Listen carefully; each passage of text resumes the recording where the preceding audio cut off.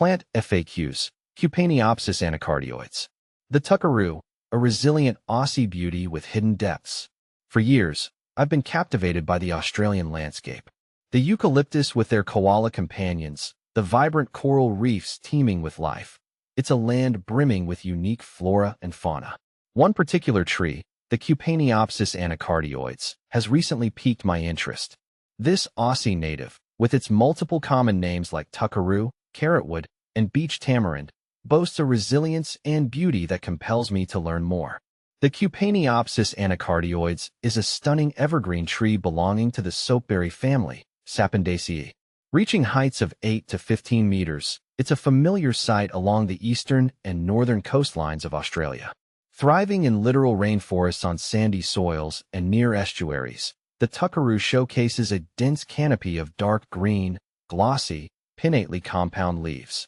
In spring, it produces clusters of greenish-white flowers, followed by a burst of bright orange fruit come springtime. Can you eat Cupaniopsis Anacardioides? While the tuckaroo's vibrant orange fruit might seem tempting, it's best to admire them from afar. The flesh itself is reported to be inedible, and the seeds contain a toxin that can cause illness. However, the Aboriginal Australians have a long history of utilizing the seeds for medicinal purposes. According to some sources, the seeds were ground into a paste and applied externally to treat skin ailments. It's important to remember that traditional medicine practices should only be undertaken under the guidance of a qualified professional. How to plant and care for the tuckaroo.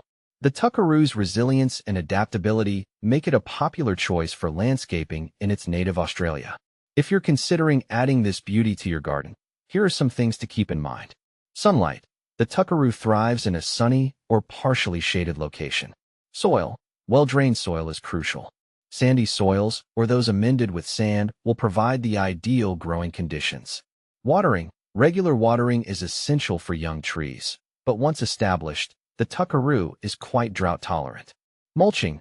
Apply a layer of mulch around the base of the tree to retain moisture and suppress weeds. How to propagate tuckaroo. There are two main methods for propagating the tuckaroo. Seeds. Fresh seeds collected from ripe fruit have the highest germination rate. Soak them in warm water for a few days before planting in a well-draining potting mix. Germination can take several weeks. Cuttings. Semi-hardwood cuttings taken in late summer or early autumn can be rooted in a pot filled with a mixture of sand and potting mix. Maintain consistent moisture and provide bottom heat for faster rooting. What to plant with the tuckaroo. The tuckaroo's versatility allows it to be incorporated into various garden designs. Here are some ideas for companion plants. Low-growing shrubs, grevilleas, callistemons, bottlebrushes, and westringia all provide a colorful contrast to the tuckaroo's green foliage.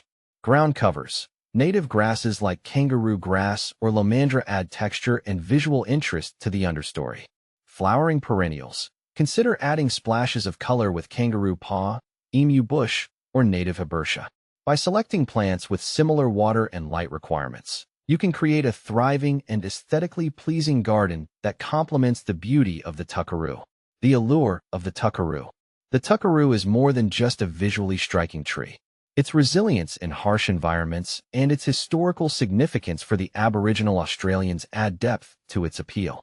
While its fruit might not be for human consumption, the tuckaroo offers a bounty for birds and other wildlife. Whether you're captivated by its vibrant foliage, fragrant flowers, or ecological importance, the tuckaroo is a true Aussie icon that deserves a place in our gardens and hearts.